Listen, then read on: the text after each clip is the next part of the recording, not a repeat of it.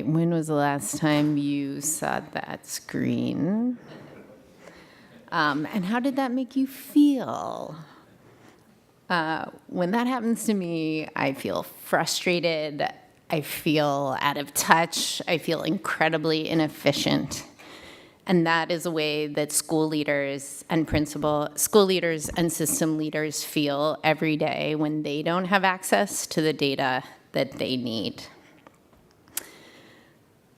I'm Lindsay Ziegenhagen. I'm the founder and CEO of Schoolzilla. We are a public benefit corporation.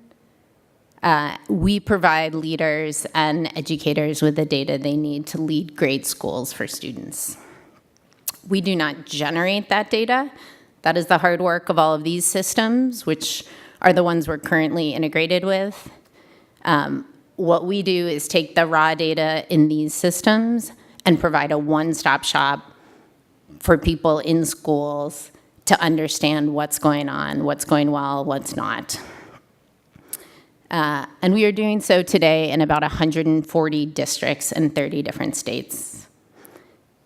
Our product, Mosaic District Progress Monitoring, makes it easy and delightful for leaders to incorporate data into their daily practices. So this might be used, or this is used by a superintendent in a board meeting to show progress on the goals that she has set with her school board and community.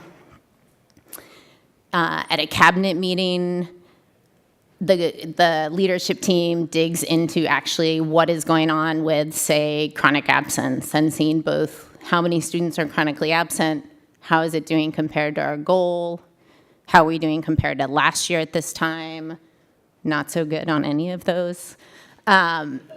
How are we doing compared to last month, and also compared to last year?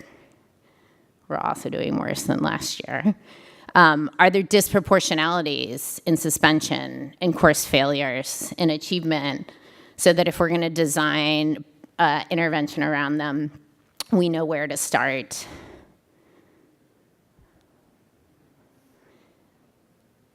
Leaders also use this at a school level. They have the exact same tiles just for their school to see distribution. Like 50% of the kids that aren't chronically absent are actually at risk of becoming chronically absent. So this is more of a system-wide problem than it might be if it was just a small number of the students. And then where is it going well? Like, where are suspensions lower?